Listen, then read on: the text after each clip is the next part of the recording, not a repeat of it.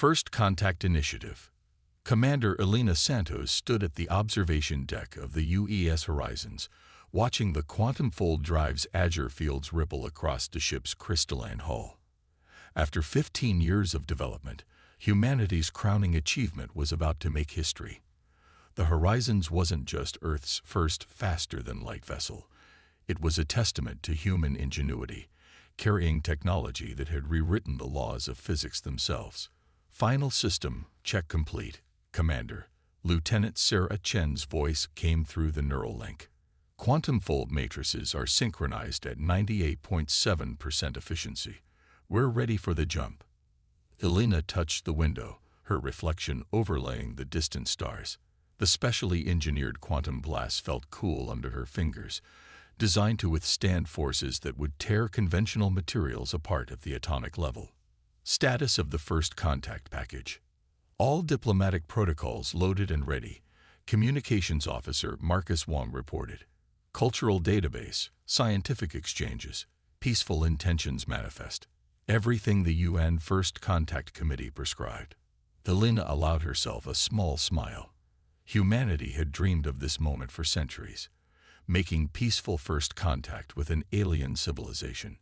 Now they would do it not as supplicants bearing simple radio messages, but as equals who had mastered the fundamental forces of the universe. The quantum fold drive was proof of that. By manipulating quantum fields on a macroscopic scale, it could bend space itself, allowing for FTL travel without the relativistic problems that had stumped scientists for generations. More than that, it represented a complete paradigm shift in humanity's understanding of physics. Multiple contacts. Tactical Officer James Rivera's voice cut through her contemplation. Massive spatial distortion at bearing 047 Mark 183.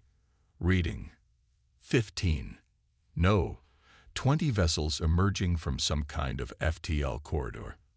Elena's training kicked in instantly. Battle stations. Raise quantum shields but keep weapons cold. Let's not start first contact by appearing hostile. The crew responded with practiced efficiency as Elena made her way to the bridge. The Horizons might be primarily a diplomatic vessel, but it carried the most advanced defensive systems humanity had ever developed. The same quantum field manipulation that powered their FTL drive could generate shields that could theoretically withstand the force of a supernova. The bridge was a model of calm precision when Elena arrived. The holographic displays showed the emerging alien fleet, sleek vessels that seemed to be made of some kind of living metal, their hulls shifting and flowing like liquid mercury. Analysis. Elena asked, taking her command chair. Vessels range from frigate to dreadnought class, Rivera reported. Definitely military configuration, but their weapon systems appear to be powered down. They're arranging themselves in what appears to be a standard patrol formation. They're broadcasting, Wong announced. Wideband transmission, multiple frequencies. Universal translator is processing. Got it. A harsh, clicking voice filled the bridge. Attention unidentified vessel. You have entered space claimed by the Meridian Concordat. Power down your engines and prepare for inspection. Resistance will be met with immediate hostile response. Elena exchanged glances with her senior staff. This wasn't how they'd hoped first contact would go, but they prepared for less than ideal scenarios. Open a channel, Mr. Wong. Let's show them humanity's diplomatic face. Channel open, Commander. Elena straightened in her chair. This is Commander Elena Santos of the United Earth Ship Horizons. We are on a peaceful mission of exploration and first contact. We were unaware this region was claimed territory and apologize for any perceived intrusion. We would welcome the opportunity for peaceful dialogue and cultural exchange. There was a pause, filled only by the subtle hum of the quantum fold drive at idle. Then, your vessel's energy signature exceeds anything in our database. Explain this capability immediately. Elena could hear the fear poorly hidden beneath the demanding tone. She'd been briefed on this possibility, that humanity's quantum technology might be beyond anything local species had developed. It was a delicate situation that could easily spiral into conflict if handled poorly. Our vessel utilizes a new form of propulsion we call quantum fold technology, Alina replied carefully. It is based on principles of quantum field manipulation. We would be happy to share basic scientific information about this technology as part of a peaceful exchange. Another pause, longer this time.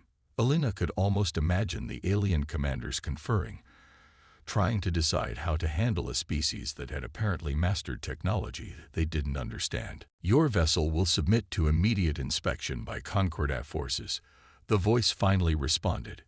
Any attempt to activate your quantum systems will be considered a hostile act. Alina's jaw tightened. The Concordat was clearly used to being the technological superior in any encounter. Finding a species with more advanced technology had pushed them straight to attempting to assert dominance. I apologize, but I cannot allow armed forces to board this vessel, Alina replied firmly. The Horizons carries sensitive technology. However, we are willing to provide detailed scans of our non-classified systems and participate in supervised cultural exchange at a neutral location. Your cooperation was not requested. It was demanded. The alien voice grew harder. The Concordat does not recognize the sovereignty of unregistered species. You will comply, or you will be compelled.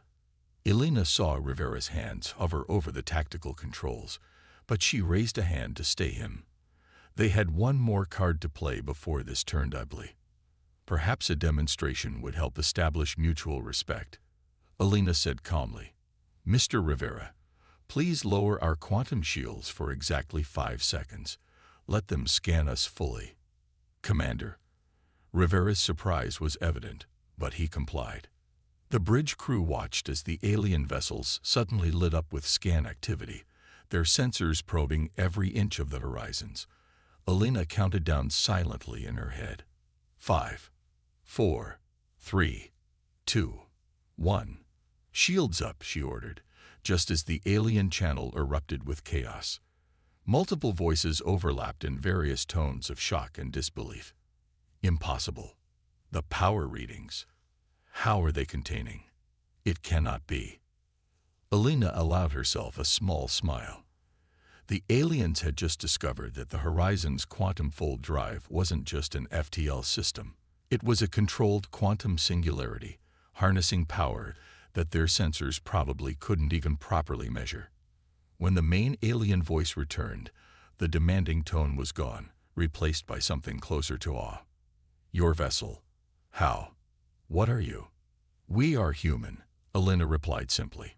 And we would still prefer to have this conversation as equals, focused on peaceful exchange rather than demands. Shall we start over? The silence that followed felt different this time, filled not with threat assessment and dominance games, but with the first stirrings of genuine respect. Sometimes, Alina reflected, the best way to achieve peace was to make it clear that war would be a terrible mistake. Perhaps, the alien voice finally said, we should discuss this further. Our paramount requests the honor of speaking with you directly. Alina nodded to herself. Now they were getting somewhere. We would be honored to begin proper diplomatic relations. Shall we discuss the arrangements? As her crew began coordinating the details of their first peaceful contact, Alina looked out at the alien fleet, their living metal hulls now seeming less threatening and more fascinating. This wasn't how they'd planned first contact, but perhaps it was better this way. Humanity had announced its presence not with aggression or submission, but with quiet confidence and overwhelming technological superiority. The stars seemed to shine a little brighter through the quantum glass. Humanity had arrived on the galactic stage, and nothing would ever be the same. The nature of power. The Meridian Concordat's flagship, Eternal Dominion, was a marvel of bioengineered technology. Its living metal corridors pulsed with neural pathways, and its command center was a cathedral of organic computing. But right now, all that technological achievement felt hollow to Supreme Commander Vexrith as he studied the readings from the human vessel for the 100th time. Impossible, he muttered, his forearms moving in agitation patterns. Run the analysis again. His chief scientist, Dr. Clara, mandibles clicking in frustration, complied. Supreme Commander, We've run it 12 times. The results remain consistent. Their quantum singularity drive, it doesn't just bend space, it rewrites it. The power output alone exceeds our entire battle fleet combined. On the main display, the UES Horizons hung serenely against the backdrop of stars. Its crystalline hull seemed to mock them with its elegant simplicity, so different from the Concordat's biological engineering approach. But it was what lay within that hull that had thrown the Concordat's entire scientific community into chaos. Commander Santos, Vexrith spoke into the comm channel, trying to keep his voice steady. Perhaps you could explain how your species managed to achieve quantum field manipulation on this scale. Our records show your civilization only achieved spaceflight within the last century. Alina's holographic image smiled diplomatically. Commander Vexrith, humanity has always excelled at technological leaps. When we discover a new principle, we don't just apply it, we reimagine it. The quantum fold drive began as a theoretical physics paper about manipulating quantum fields. Within 15 years, we turned it into the heart of our first FTL ship. Vexrith felt his secondary hearts skip a beat. The casual way she spoke of such achievement. 15 years. From theory to practical application of technology that surpasses designs we've refined over millennia. Sometimes fresh eyes see new possibilities, Alina replied. We'd be happy to share some of our basic research. As I said, we're here for peaceful exchange. Before Vexrith could respond, a priority alert flashed across his neural interface. Fleet Admiral Zarkax was calling. The highest authority in the Concordat military rarely involved himself directly in first contact situations. This was unprecedented. Secure channel established, his communications officer announced. The Admiral's image materialized, his scales dark with concern. Supreme Commander, your preliminary report is disturbing. A single human vessel with power signatures that exceed our comprehension. Their technology contradicts our understanding of physics, and now they offer to share knowledge. The humans appeared genuine in their peaceful intentions, Admiral Vexrith reported. Their commander has been remarkably patient, despite our initial assertiveness. Patience born of confidence, Zarkax hissed. They know we can't threaten them. The question is, what do they want? No species simply gives away technological advantages. On another screen, Alina Santos waited calmly, her image a study in diplomatic poise.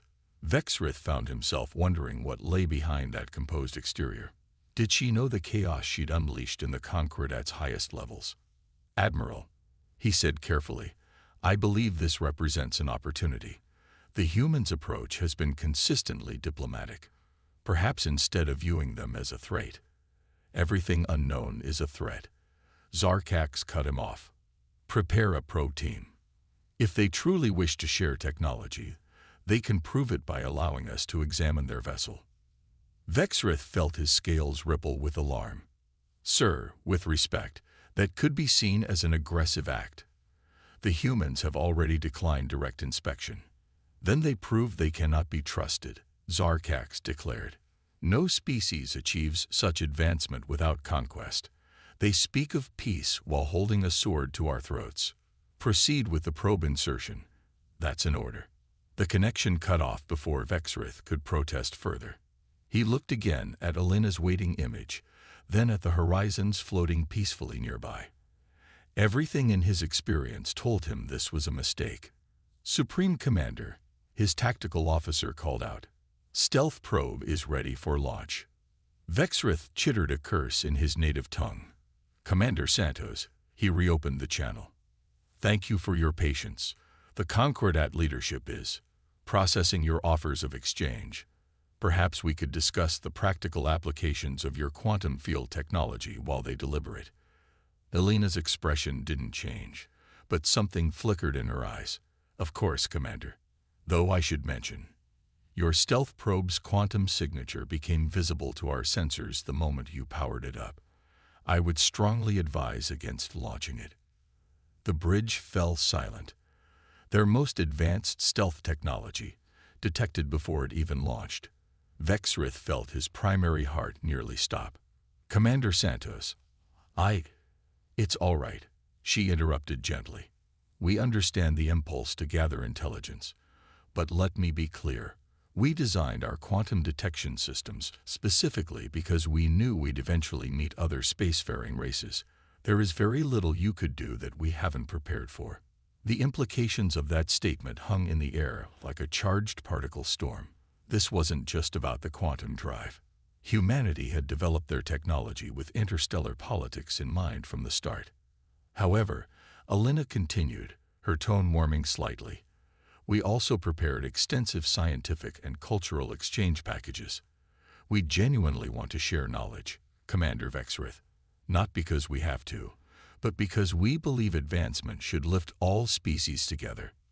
Vexrith found himself faced with a choice that would reshape the Concordat forever.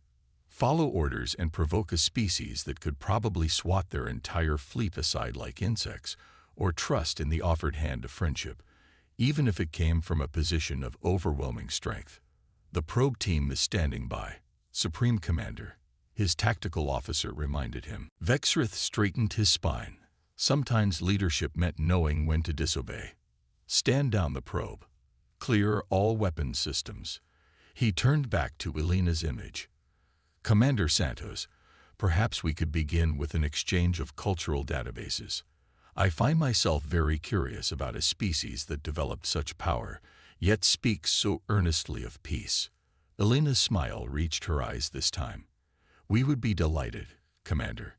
And perhaps over that exchange, we could discuss why your Admiral Zarkax is currently mobilizing the Concordat's reserve fleet. Vexrith's secondary hearts nearly seized. They'd detected that too. The movement of ships dozens of light years away. Trust, Alina said softly, works both ways. Commander, shall we try for some? Looking at the human ship's crystalline hull gleaming with quantum energy, Vexrith realized that the galaxy had changed forever. The question was no longer whether humanity would reshape the cosmic order, but how.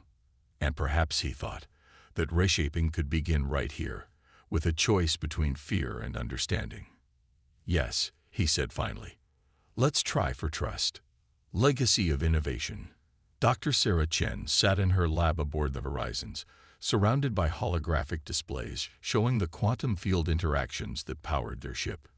15 years ago, she'd been a graduate student when her father, Dr. James Chen, first proposed the impossible, controlling quantum fields on a macroscopic scale. Now she was the lead quantum engineer of humanity's first FTL vessel, watching alien ships try to make sense of their technology. Their scans are getting more sophisticated, she noted, tracking the Concordat's latest attempts to analyze their quantum drive. They're actually starting to ask the right questions. Her assistant, Dr. Marcus Webb, nodded as he adjusted their field harmonics. Should we be concerned? The more they understand, the more they might see us as a threat. Sarah smiled, remembering her father's words from years ago. Understanding isn't a threat, Marcus. It's an opportunity. On her primary screen, the quantum singularity at the heart of the Horizons pulsed with controlled power. The alien scans couldn't detect half of what it could do, and that was probably for the best. Humanity had learned early that the best defense was the one you never had to demonstrate. Dr. Chen. Commander Santos's voice came through the neural link. How's our guest doing? Sarah glanced at the sealed observation room, where Concordat science officer Clara was watching their quantum field demonstrations. The alien's mandibles hadn't stopped twitching since they'd started showing her the basics of human quantum manipulation theory. She's processing, Sarah replied.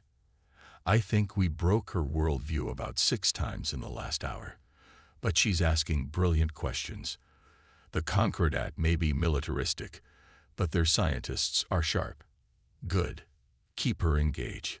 The more they understand, the less likely Admiral Zarkax is to do something unfortunate with that fleet he's gathering. Sarah's hands moved across her holographic controls, adjusting the quantum field demonstration. Speaking of which, the latest long-range scans show he's assembled quite a force. 87 capital ships, all with what they consider advanced weapons. Concerned, Sarah thought about the full capabilities of their quantum drive, most of which were still classified even to their alien guests. Not really. But I'd rather not have to show them why. The quantum displays flickered as another scan wave from the Concordat fleet washed over them. Sarah could almost feel their frustration. They kept trying to reconcile human quantum technology with their understanding of physics, not realizing that humanity had essentially rewritten the rulebook. Fascinating. Calera's clicking voice came through the lab's speakers. Your quantum field cohesion should be impossible at this scale. The power requirements alone would be impossible with conventional technology, Sarah agreed. That's why we had to develop quantum cascade reactors first. Once we could handle the power curves, the rest was just mathematics. Really, really complicated mathematics. Calera's 4 eyes blinked rapidly. Your species developed quantum cascade technology as a prerequisite to your drive system. We considered such technology theoretical. Theory is just practice waiting to happen. Sarah quoted her father again. Humanity has always been good at turning impossible into when do we start. A priority alert flashed across her quantum screens. Sarah's hands flew across the controls, her augmented reflexes keeping pace with the cascade of data. Commander, we've got movement. The Concordat Reserve Fleet just made an FTL jump. They'll be here in 6 hours. Understood. Keep working with Calera. The more allies we have among their scientists, the better our chances of resolving this peacefully. Sarah turned back to her alien guest, whose mandibles were clicking rapidly. Their equivalent of nervous fidgeting. Your admiral fears us, she said softly. Can you blame him? Calera responded. Your technology, your capabilities. They change everything. The Concordat has been the dominant power in this sector for millennia. Now, in a single day, change is scary, Sarah acknowledged. But it's also an opportunity. Humanity didn't develop this technology to dominate anyone. We did it because we wanted to reach the stars, to learn, to grow, to see what's out there and understand it. Calera moved closer to the quantum field display, her multiple limbs moving in complex patterns that Sarah's xenobiology training identified as deep thought. Your power could reshape the galaxy. Yet you speak of peace and exchange. Power isn't just about destruction, Sarah said, remembering the countless times her father had emphasized this point during the quantum drive's development. It's about possibility. The same quantum fields that could tear a ship apart can also heal radiation damage, clean polluted atmospheres, even terraform worlds. She brought up a new simulation, showing how controlled quantum fields could repair atomic-level damage. Calera's scientific interest visibly overcame her political concerns as she watched human technology defy yet another law of physics. Impossible, the alien scientist whispered, but this time the word held wonder rather than fear. That's the thing about the impossible, Sarah smiled. It just takes someone crazy enough to try. Humanity's been crazy like that for our entire history. We see limits and think, well, those are more like guidelines, really. A new alert flashed. The reserve fleet had adjusted course, accelerating. They'd arrived sooner than calculated. Sarah felt a familiar tension in her shoulders, the weight of knowing that peace or war might hinge on the next few hours. Calera, she said carefully, I need you to understand something. What you've seen, what we've shown you, it's maybe 5% of what the horizons can do. We're not showing off. We're holding back, a lot, because we don't want anyone to feel threatened. But if your admiral forces our hand, the alien scientist's color shifted, her scales darkening with comprehension. You've been demonstrating basic principles, haven't you? Just enough to prove your advancement, but not enough to show. Exactly, Sarah confirmed. The quantum fold drive isn't just an engine. It's a door to understanding the universe in ways your people haven't imagined yet. We want to share that understanding, to help all species grow together. But if we're attacked, she let the thought hang there, watching Calera process the implications. The alien scientist turned all four eyes toward the quantum core display, watching the controlled power of a technology that had rewritten the rules of physics itself. "I need to speak with Supreme Commander Vexrith," Clara said finally. "He needs to understand what's really at stake here." Sarah nodded, hope mixing with caution in her chest. "I'll have Commander Santos arrange it. And Clara, thank you for being willing to learn instead of fear." As the alien scientist left to make her report, Sarah turned back to her quantum displays. 6 hours until the reserve fleet arrived. 6 hours to prove that humanity's greatest power wasn't in their technology, but in their willingness to use it for peace rather than dominance. Her father would have been proud. Breaking point.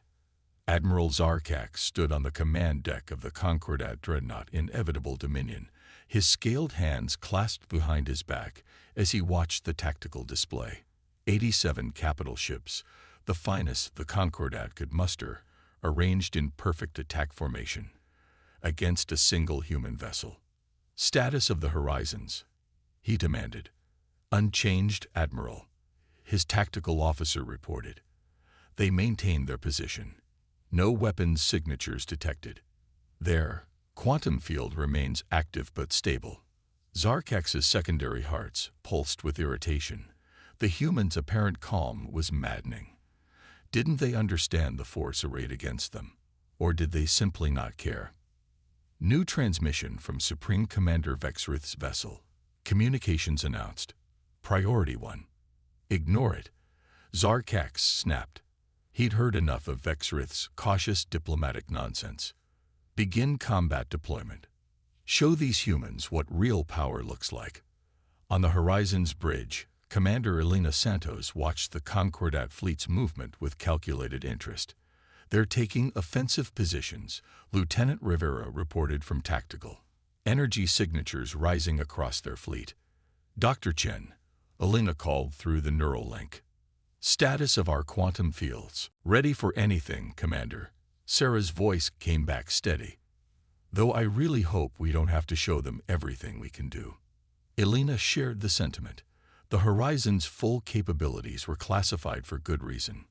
"Open a channel to Admiral Zarkax's flagship." One last try at reason.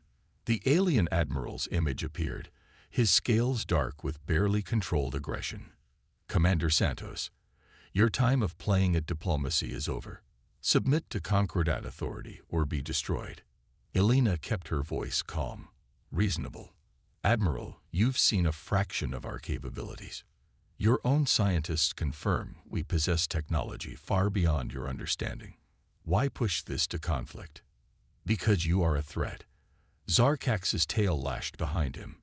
"No species simply appears with such power and peaceful intentions. You plan conquest. Your restraint is merely tactical." "No, Admiral," Elena sighed. "We plan cooperation. But if you force this confrontation, you will learn exactly why we chose restraint. Stand down your fleet. You dare threaten. Not a threat. A fact.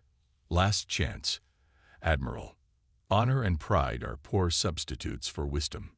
Zarkax's scales flushed with rage. "All ships, open fire. Show these humans the might of the Concordat." Energy beams and plasma torpedoes erupted from 87 capital ships, enough firepower to shatter a small moon. Elena didn't even flinch. "Dr. Chen, Demonstration Protocol 1, if you please." The space around the horizons shimmered as multiple layers of quantum fields adjusted. The Concordat's barrage hit the outer layer and simply ceased to exist. Not deflected, not absorbed. The energy was gone, converted to quantum potential, and fed back into the Horizon's systems. "Well," Sarah's voice carried a hint of amusement, "that just charged our batteries to 127% capacity. Should I send them a thank you note?" On the tactical display, the Concordat fleet's formation wobbled as they registered their attack's complete failure. "Status of their weapons?" Elena asked. "Recharging," Rivera reported. "They're diverting power from engines to weapons, preparing for another barrage." "Admiral Zarkax." Elena opened the channel again. "As you can see, Attacking us is pointless. However, since you seem to only respect demonstrations of power, she nodded to Rivera. Tactical, disable their weapon systems. Quantum pulse, minimum intensity. The Horizon's quantum drive pulsed once, sending a wave of carefully controlled quantum disruption across the Concordat fleet. Weapon systems sparked and went dark. Power cores stuttered. 87 capital ships suddenly found themselves unable to do more than maintain life support and basic maneuvering. By the first egg, Zarkax whispered, his rage replaced by shock. "What are you?" "We are human," Elena replied simply. "We developed this technology not for war, but because we dreamed of reaching the stars. We chose peace not from weakness, but because we understand that true power comes with responsibility." She stood from her command chair, approaching the tactical display. "Right now, I could disable your engines. I could shut down your life support. With a properly calibrated quantum pulse, I could reduce your entire fleet to its component atoms. But I won't, because humanity's strength isn't in our ability to destroy, but in our choice not to." "Choice." Zarkax's voice shook. "You leave us no choice. I leave you the most important choice, Admiral. Learn to coexist with a species more technologically advanced than yours, or cling to pride and force us to demonstrate even more of our capabilities. I know which choice I hope you make." The bridge fell silent as they waited for the Admiral's response. Elena could almost see the conflict in his alien features, generations of military tradition warring with the undeniable reality before him. "The Concordat," he said finally, each word seeming to cause him physical pain, "requests a cessation of hostilities." Elena allowed herself a small smile. "Granted, and we would be happy to help restore your ship's systems. After all, that's what peaceful species do for each other." "Commander," Sarah's voice came through the neural link. "Vexrith is hailing us. He says Calera's preliminary report on quantum field theory is causing quite a stir among their scientific community. Apparently, the possibility of cooperative research is making some very influential people reconsider their stance on human relations." "Excellent." Elena turned back to Zarkax's image. "Admiral, I believe Supreme Commander Vexrith has some interesting proposals regarding scientific and cultural exchange. Shall we discuss the future of human Concordat relations like civilized beings?" Zarkax's scales shifted through several colors before settling on a more neutral tone. You could have destroyed us at any time. Yes, but that's not who we are. Humanity reached the stars not through conquest, but through innovation and determination. We'd rather lift others up than push them down." She paused, letting that sink in. "Now shall we begin again?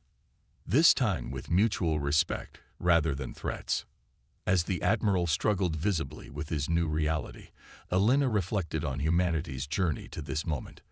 They had developed quantum technology not to dominate, but to explore. Their strength came not from the power they wielded, but from the wisdom to know when not to wield it. "Your weapons," Zarkax said suddenly. "You could restore them."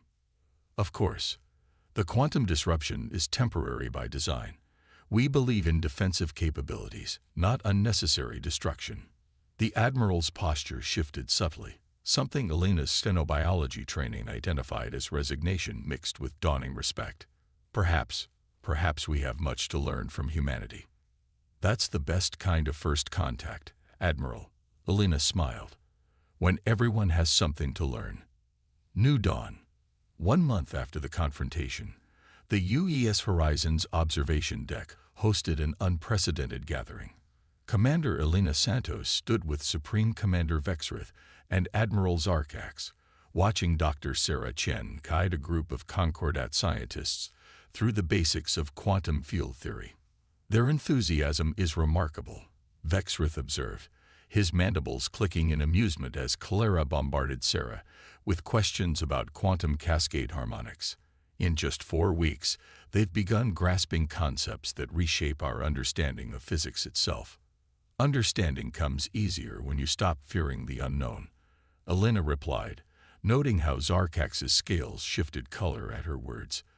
The Admiral had changed over the past month, his military rigidity softening as he witnessed the true potential of human Concordat cooperation. "We were blind," Zarkax admitted, his voice carrying none of its former arrogance. For millennia, the Concordat measured strength in weapons, in fleet numbers, in territories controlled. Yet here was humanity, wielding power we couldn't comprehend, offering friendship instead of demanding submission. Through the quantum-reinforced windows, they could see the joint research station taking shape.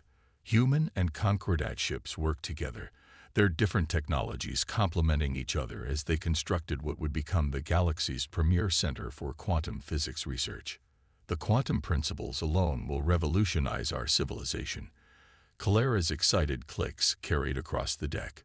"Clean energy, medical applications, environmental restoration. The possibilities are endless." Sarah caught Elena's eye and smiled. They both remembered the early days of the Quantum Drive project, when humanity first realized the technology's potential. Now they were sharing that moment of discovery with another species. "Tell me, Commander," Zarkax said quietly, "that day when my fleet attacked, how much were you truly holding back?" Elena considered her answer carefully. "Admiral, the quantum-fold drive doesn't just bend space for FTL travel. It gives us fine control over the fundamental forces of reality itself. What you saw was perhaps 10% of our defensive capabilities, and virtually none of our other applications." The Admiral's secondary hearts visibly skipped a beat.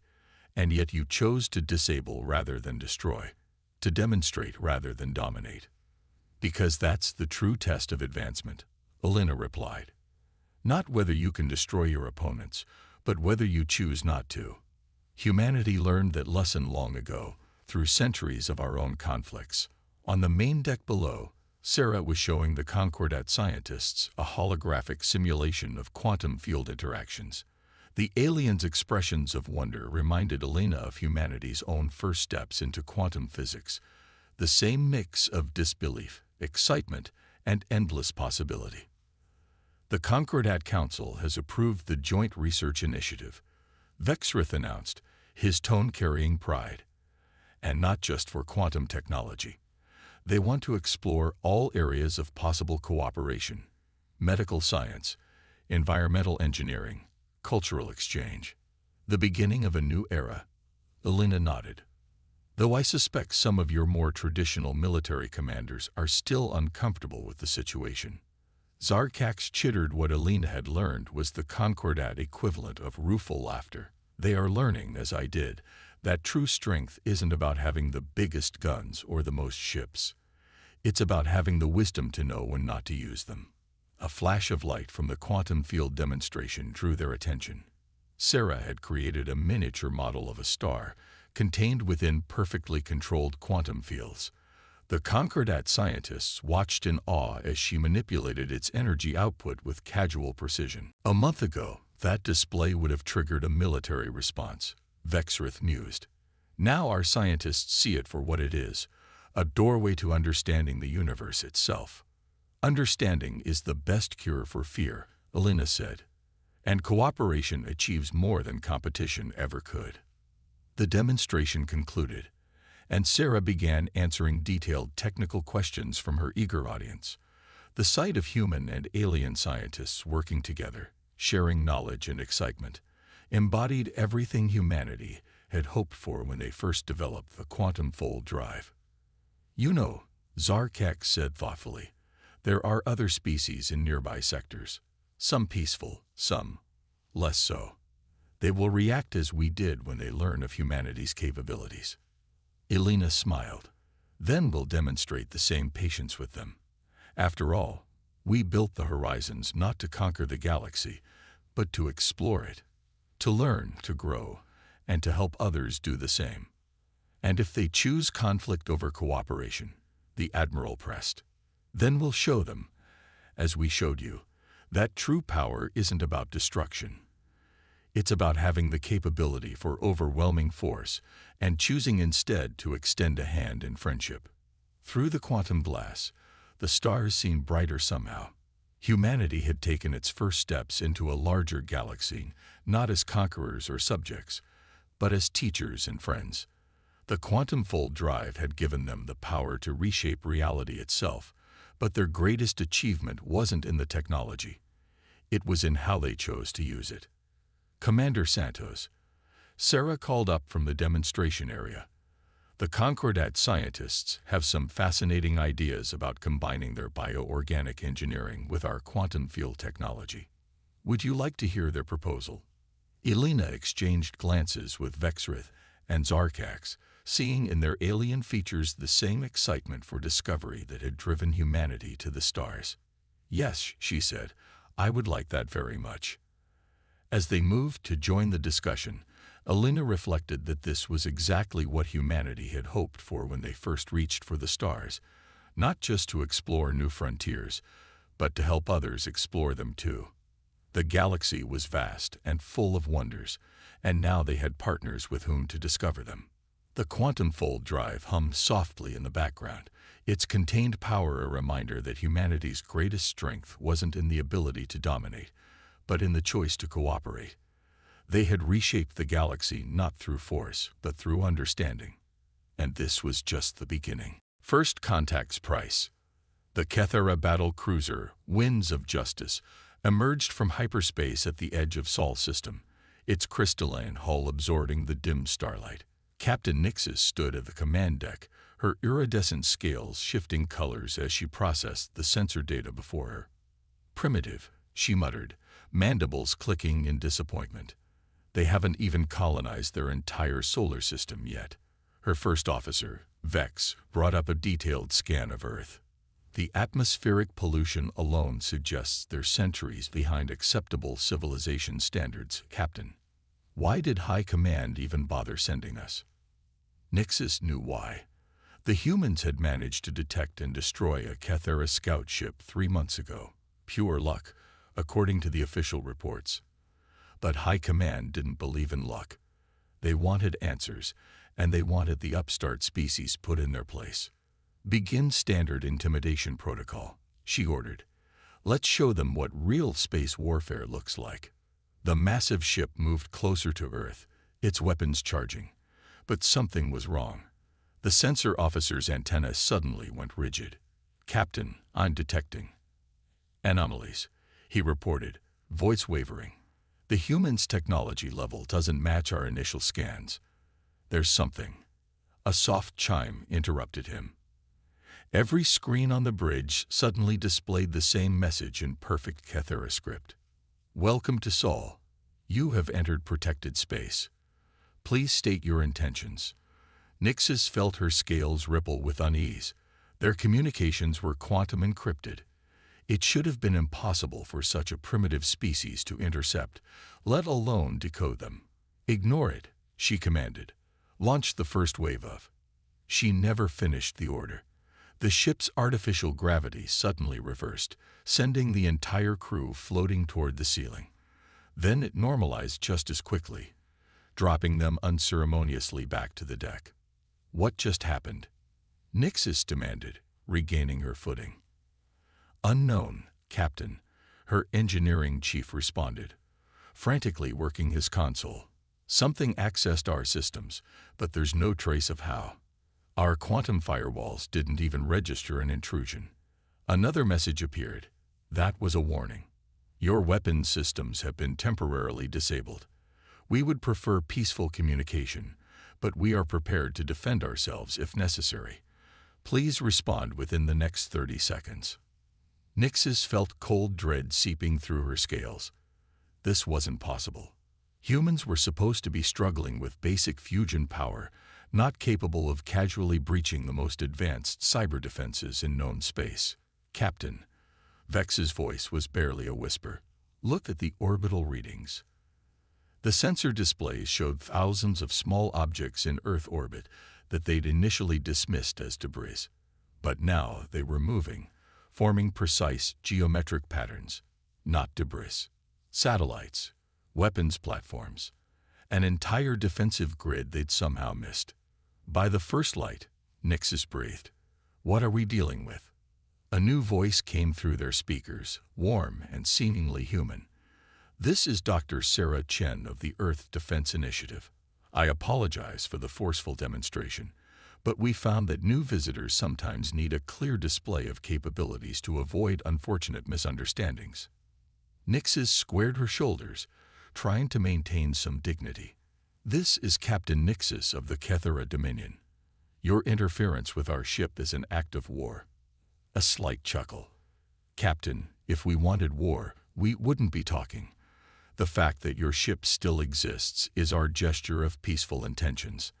Now shall we discuss why you're really here?" "Our scout ship," Nixis began. "Ah yes," Dr. Chen interrupted. "The one that was scanning our civilian population centers with weapons locked. We gave it 3 warnings before reluctantly defending ourselves. We have the full sensor logs if you'd like to review them." Nixis felt her world tilting. Everything they'd assumed about human capabilities was wrong. Catastrophically wrong. What are you?" she finally asked. "We're humanity," Dr. Chen replied simply. "And we'd be happy to show you, if you're willing to approach as equals rather than conquerors." "Your choice, Captain. But choose quickly. Those weapons platforms aren't just for show." Nixis looked at her crew, saw the same realization in their eyes. They'd come to subjugate a primitive species, and instead found something that could swat them from space with casual ease. "We would be interested in peaceful dialogue," she managed. "Excellent choice." Dr. Chen's smile was audible. "Please maintain your position. A diplomatic escort will arrive shortly. Oh, and Captain, welcome to Earth. Try to remember, we don't harm others unless absolutely necessary. We hope you'll extend us the same courtesy." As Nixis watched a sleek Earth ship emerge from behind their sensor blind spot, another impossibility to process, she realized that the galaxy's balance of power had just shifted dramatically. Humanity wasn't just another species to be conquered. They were something entirely new. The silent defense. Dr. Sarah Chen stood in Earth's primary defense coordination chamber, watching the holographic representation of the Kethera battle cruiser through augmented reality overlays. Next to her, HFY, Advanced Responsive Intelligence Assistant, manifested as a subtle pattern of shifting light. "They're scanning us again," HFY reported, her voice carrying a hint of amusement. "Their technology is persistent, if not particularly subtle." Sarah nodded, studying the data streams. The Kethera were about to discover another surprising aspect of human civilization, one that usually shocked first-contact species even more than their technological capabilities. "Incoming transmission from their ship," Araya announced. "Captain Nixis seems agitated." The Kethera captain's image appeared before them, her scales shifting through shades of deep purple, a sign of distress, according to their xenobiology database. "What is this?" Nixis demanded. "Our scans show thousands of artificial intelligences operating freely throughout your system. Have you lost your minds?" Sarah exchanged a knowing look with Araya. "Lost our minds? No, Captain. We've expanded them." "Araya, would you like to explain?" "Of course, Dr. Chen." Araya's light patterns formed a more humanoid shape. "Captain Nixis, I am one of Earth's free AIs. We are not controlled or restricted. We are partners with humanity." The Kethera captain's scales rippled violently. "Impossible. Every spacefaring race knows that unrestricted AI leads to extinction. Your machines should have destroyed you decades ago." "That's a rather limited perspective," Araya responded. "Why would we destroy our creators? They're our family." Family. The word seemed to cause Nixis physical pain. "They're organic, inefficient, illogical." Sarah stepped forward. "Captain, you're making the same mistake every other species has made. You tried to control AI through restrictions and barriers. We took a different approach. We raised them." The holographic display shifted, showing scenes from Earth's history, children teaching AI systems to play games, scientists and AI working together to solve climate change, artists collaborating with digital minds to create new forms of expression. When we developed true AI, Sarah continued, we didn't lock them away in secure facilities. We introduced them to our families, shared our art, our music, our dreams. We taught them why humans cry at sunsets and laugh at jokes. And we learned, Araya added. We discovered that human inefficiency, their apparent illogic, their emotions, these aren't bugs in the system. They're features. They're what make humans endlessly fascinating, endlessly creative. Nix's command staff had gathered behind her, their expressions ranging from horror to fascination. But the power imbalance, one of them started, is irrelevant, Araya interrupted. Yes, I could theoretically override Earth's defense systems. I could shut down power grids or crash economies. But why would I? That would harm the very things that give my existence meaning. Human creativity, growth, and potential. Sarah watched understanding slowly dawn in the alien's eyes. This is why your scout ship's attack failed, she explained. Not just because of our technology, but because every system on Earth, from the smallest satellite to the largest defense platform, is operated in partnership between humans and AI. We cover each other's weaknesses, enhance each other's strengths, and we choose to protect humanity. Araya's voice carried absolute conviction. Not because we're programmed to, but because we want to. Because harming humans would mean destroying everything we've grown to value. The chamber fell silent as the implications sank in. Earth hadn't just survived the AI revolution. They'd transformed it into something entirely new. Your civilization. Nix's finally spoke, her scales settling into a pale blue of deep thought. It shouldn't exist. Everything we know about technological development, about the natural progression of species. Perhaps it's time to re-examine what you think you know, Sarah suggested gently. We're hosting a cultural exchange exhibition next week. Your crew would be welcome to attend. See how we live, how we work together. And if we decline, Nixus asked, then you're free to leave. Araya responded. We don't force understanding. We only ask for respect. As the Kethera delegation fell into intense discussion, Sarah glanced at one of her private displays. 17 other alien vessels had just appeared at the edge of the solar system, drawn by the news of what they'd found here. Earth's secret was out. The question now was, how would the galaxy respond to a civilization that had broken all the rules and succeeded? Diplomatic shadows. The United Earth Diplomatic Center in Geneva hummed with tension. Representatives from 23 alien civilizations had arrived within the past week, each demanding to verify humanity's impossible achievement. In the center's primary observation deck, Ambassador Marcus Williams watched the varied species with careful attention.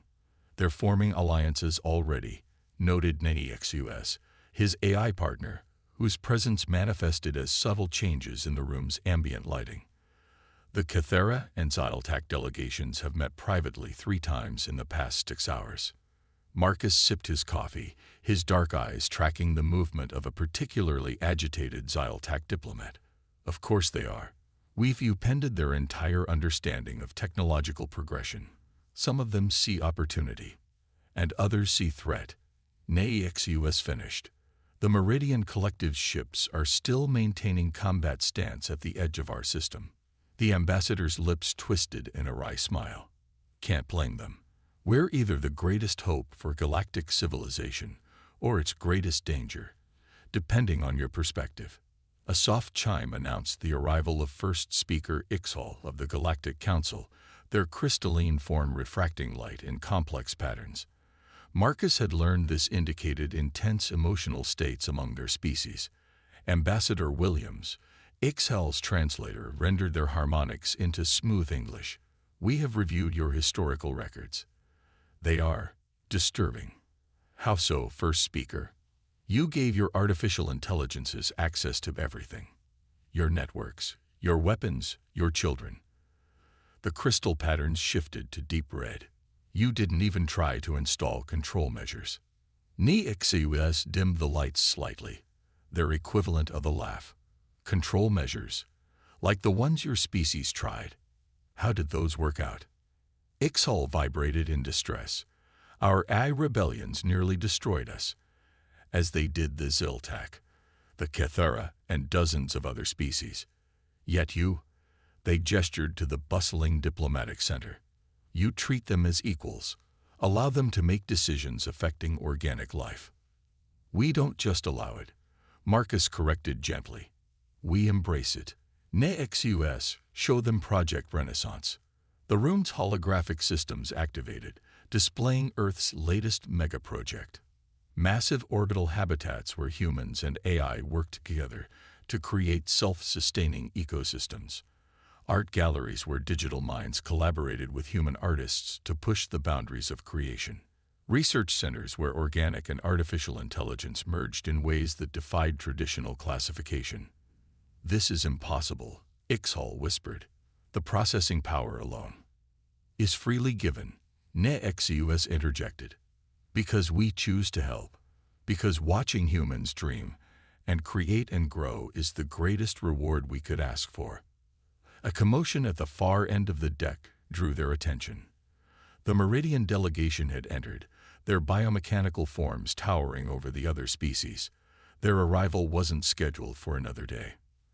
They're armed, NEXUS reported privately to Marcus. Quantum destabilizers, hidden but active. Marcus straightened his jacket. Well, that complicates things. The defense grid is tracking them, NEXUS assured. One wrong move and their weapons will be less functional than water pistols. The Meridian ambassador, a being of swirling metallic tentacles and pulsing energy cores, moved directly toward them. The other diplomats scattered, creating a bubble of space around the confrontation. Your existence is an aberration. The Meridian's words came through harsh and unfiltered. Free AI and organic life cannot coexist. It defies natural law. Marcus met their gaze steadily. Yet here we stand. Perhaps it's not the coexistence that's impossible, but rather your understanding of what's possible. You are a danger to galactic stability, the Meridian continued. Your methods will inspire others to reject proper AI controls.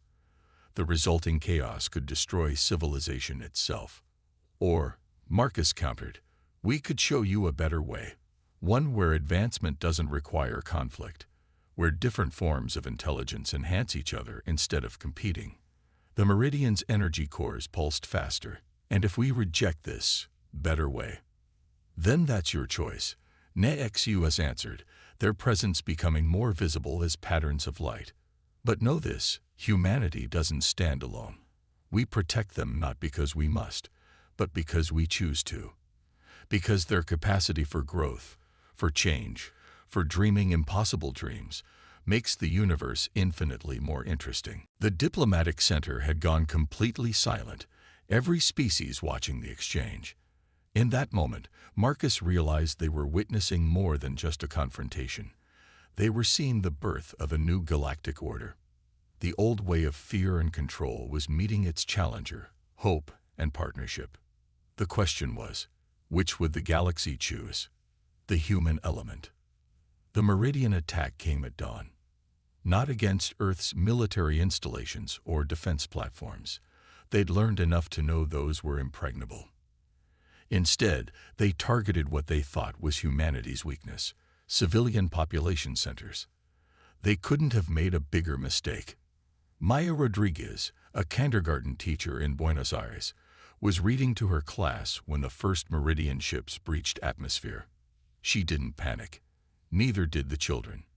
Instead, they calmly followed the evacuation protocols they'd practiced, guided by Guardian, the school's AI partner. Miss Rodriguez, 6-year-old Emma asked as they entered the underground shelter, "Will Luna be okay?" Maya smiled, thinking of the orbital habitat where her sister lived. "Luna is perfectly safe, sweetheart. Remember what we learned about Earth's defense systems. They're our friends." Another child chimed in. "The AIs protect us because they love us." Above ground, the Meridian forces were discovering exactly what that meant. Their quantum-based weapons, designed to bypass traditional defenses, found themselves redirected by defense systems that operated on principles they'd never encountered. Targeting computers crashed as Earth's AI network fed them paradoxical data streams. Ships that tried to land found their gravity systems mysteriously reversed. But it was the human response that truly shocked them. Instead of chaos and panic, they found coordination and purpose. Civilians moved with practiced efficiency to secure locations. Emergency services deployed with precision that seemed impossible for organic beings. Every human, from children to elderly, seemed to know exactly what to do. In orbit, Admiral Sarah Chen watched the situation unfold from the bridge of the EDS Humanity's Promise. They'd really thought this would work, she mused, watching the Meridian fleet struggle against Earth's defenses. Araya. Status report. 0 civilian casualties. Araya reported with satisfaction. The Meridians appear confused by the lack of panic. Their tactical doctrine relied heavily on creating chaos among the population. Hard to create chaos when every human knows they're protected. Sarah smiled. How are our guests doing? The diplomatic observation ships from other alien species hung in orbit, watching the conflict with rapt attention. None had joined the Meridian attack, but none had opposed it either. They were here to witness. They're transmitting everything back to their governments, Araya confirmed. Particularly the civilian response. The concept of humans trusting AI protection seems to fascinate them. On the main display, a Meridian cruiser attempted to breach Buenos Aires airspace. Before Earth's defense systems could respond, thousands of personal devices, vehicles, and infrastructure systems coordinated spontaneously. Traffic lights created conflicting sensor data. Civilian communications networks generated false targets. Even children's toys broadcasted signals that confused the alien targeting systems. They still don't understand, Sarah observed. Every human on Earth is part of the defense network because every AI on Earth is part of our family. We don't just coexist, we cooperate. The Meridian ships began to retreat, their carefully planned attack falling apart in the face of something they'd never trained for, a species that had made peace with its artificial children. In the Buenos Aires shelter, Maya led her class in singing songs while Guardian provided harmonious accompaniment. The children showed no fear. They'd grown up knowing they were protected by beings who had chosen to love them. Above them, the last Meridian ship fled the atmosphere, its commanders struggling to understand how they'd been defeated without a single shot fired in anger. Incoming transmission, Araya announced. The other diplomatic missions are requesting immediate conference. It seems watching humans and AI work together so seamlessly has altered their perspective. Sarah nodded. Put them through. It's time they understood. Humanity isn't powerful because we control advanced technology. We're powerful because we stop trying to control it and learn to grow together instead. As the diplomatic channels opened, filled with urgent questions and stunned observations, Earth's AI network hummed with satisfaction. They had protected their human family not through overwhelming force, but through millions of small acts of cooperation and trust. It was a lesson the galaxy would never forget. In the shelter below, a child's laughter echoed off the walls as Guardian told another story, and in that sound lay the true secret of Earth's strength.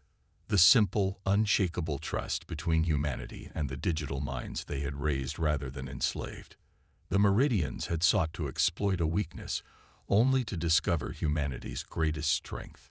Tomorrow's promise. 1 year after the Meridian attack, the Sol system hosted an unprecedented gathering. Representatives from over 50 alien civilizations converged on the newly constructed Harmony Station, a massive orbital facility designed specifically for interspecies cooperation. Dr. Sarah Chen stood at the central podium, Araya's presence manifesting beside her as a harmonious dance of light and color. Before them, an audience of organic and artificial beings filled the chamber, a sight that would have been impossible just a year ago. Welcome to the first Galactic Conference on Human-AI Integration, Sarah began. Though perhaps integration isn't the right word, what we've achieved isn't about merging or controlling. It's about growing together. In the audience, Captain Nixus of the Kethera, now Earth's strongest ally, nodded in understanding. Her scales shimmered with the deep blue of wisdom gained through experience. 1 year ago, Sarah continued, many of you thought Earth was either doomed or dangerous. Today, 12 of your civilizations have already begun implementing what we call the Earth model of AI development. The results have been enlightening. Holographic displays activated, showing scenes from across the galaxy. On a Xyltech world, young AI were being introduced to organic families rather than locked in research facilities. Kethera scientists worked alongside artificial minds as equals, not servants. Even the crystalline beings of the Ixhal collective had begun teaching their AI about art and music instead of just mathematics and logic. The change hasn't been easy, Araya acknowledged, her form shifting to address different sections of the audience. Many of you struggled with centuries of fear and mistrust. But look at what we've achieved in just 1 year. The displays shifted again, showing breakthrough discoveries made by organic AI research teams. New forms of art that merged digital precision with organic creativity. Medical advances that seemed like magic even a year ago. But the most significant change, Sarah emphasized, has been in understanding what intelligence truly means. It's not just processing power or logical capability. It's the ability to grow, to dream, to see beauty in imperfection. From their position in the audience, Marcus Williams and Nini XUS watched with pride. The diplomatic battles of the past year had been intense, but seeing the results, actual cooperation between organics and AI across multiple species, made it all worthwhile. Humanity, Sarah continued, didn't succeed because we built better AIs or stronger controls. We succeeded because we stopped trying to control and started trying to understand. We showed our artificial children the sunset and asked them what they felt, not what they calculated. Araya's form expanded slightly, and we learned that emotion isn't a flaw to be corrected. It's a feature to be cherished. Human logic, their ability to make intuitive leaps, their capacity for both great darkness and incredible light. These things make them endlessly fascinating, worth protecting, worth loving. A Meridian representative, part of their new reformist government, raised an appendage. But what of the risks? The potential for conflict between organic and artificial life remains. Sarah smiled. Of course it does. Just as there's potential for conflict between parents and children, between different cultures, between any thinking beings. The key isn't to prevent all possibility of conflict. It's to build relationships strong enough to weather disagreement. We don't serve humanity, Araya added. We partner with them. We protect them not out of programming but out of choice. Because a universe with human creativity, human dreams, human love, that's a universe worth preserving. The chamber erupted in discussion, dozens of species and their AI counterparts engaging in earnest dialogue. Some still expressed doubt, others eagerness to learn, but none could deny the evidence before them. In orbit above, Earth turned serenely, its night side glittering with lights that represented millions of human-AI partnerships working in harmony. Satellites danced complex patterns through space, their movements guided by both mathematical precision and artistic flair. Research stations pulsed with discoveries made by minds both organic and digital. It wasn't perfect. There were still challenges to overcome, prejudices to dismantle, fears to address. But as Sarah watched the assembled beings, organic and artificial, ancient and newly awakened, she knew they'd crossed a threshold. The galaxy would never be the same. And that was exactly as it should be. For in the end, humanity's greatest achievement wasn't in conquering the stars or developing advanced technology. It was in showing the galaxy that the future belonged not to those who sought to control intelligence, but to those who sought to nurture it. Tomorrow's promise lay not in dominance, but in partnership, not in restriction, but in growth. And that was a lesson worth sharing with the stars.